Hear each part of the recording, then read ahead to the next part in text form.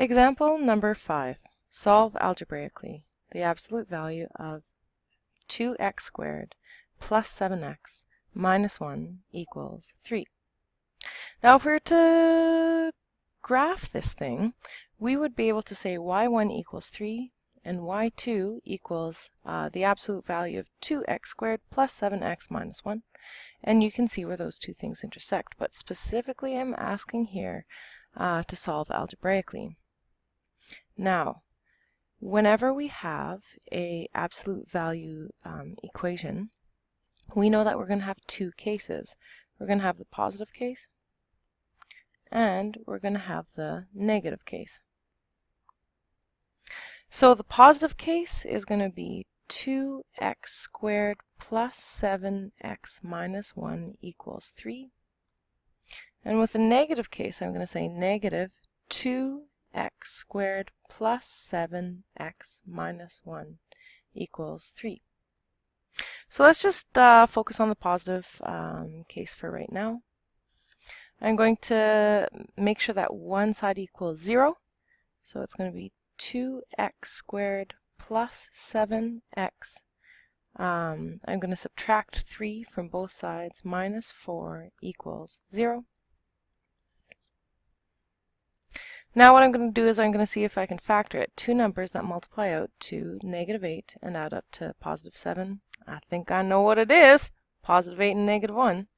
2x squared plus 8x minus 4 equals 0. So I'm going to factor out a 2x from both. So this becomes x plus 4. And I'm going to factor out a negative 1 from here. So I'm going to get x plus 4 equals 0. So here I'm left with x plus 4 times 2x minus 1 equals 0. So I know I have my solutions here. I have x equals negative 4 and I have x equaling positive 1/2. So here are two solutions. Those are two solutions that come from the positive branch. Let's find out the solutions that come from the negative branch. Oh, looks like my equal sign didn't turn out the way I wanted it to. So it's not minus 3, okay? It's still an equation. So what I want to do here is I don't want to deal with this negative and like distributing it. So all I'm going to do is I'm going to multiply this side by negative 1 and multiply this side by negative 1. So when I multiply this side by negative 1, I get 2x squared plus 7x minus 1 equals, when I multiply 3 by negative 1, I get negative 3. Now, as per usual with solving a quadratic equation, I want to set one side equal to 0, so I'm going to add 3 to both sides. 2x squared plus 7x plus 2 equals 0. 2 times 2 is 4. There are no two numbers that multiply out to 7. So let's just see if any solutions are actually possible by looking at the discriminant.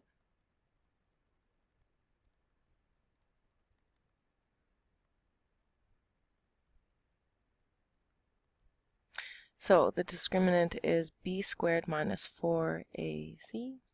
So b squared, 7 squared, minus 4 times 2 times 2. 49 minus 2 times 2 is 4 times 16 is, 2 times 2 is 4 times 4 is 16. So altogether that equals 33.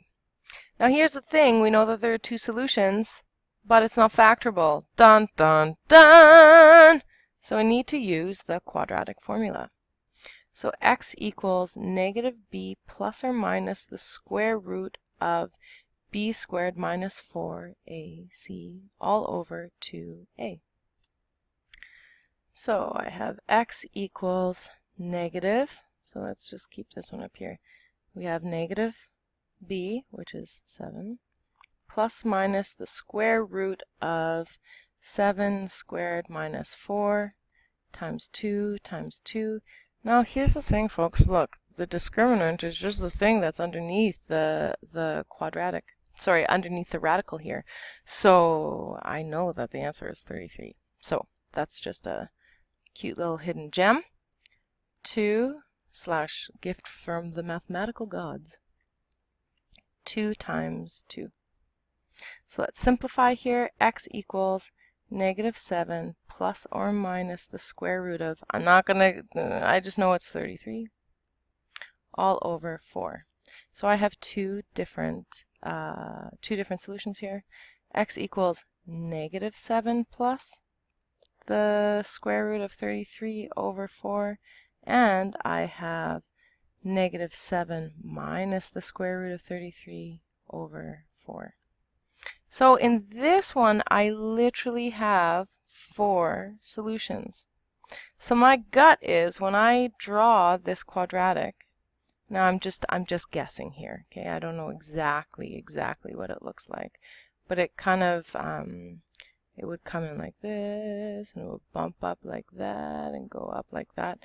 My guess is that the 3 hits it here because we have 1 solution, 2 solution, 3 solution, and 4 solution.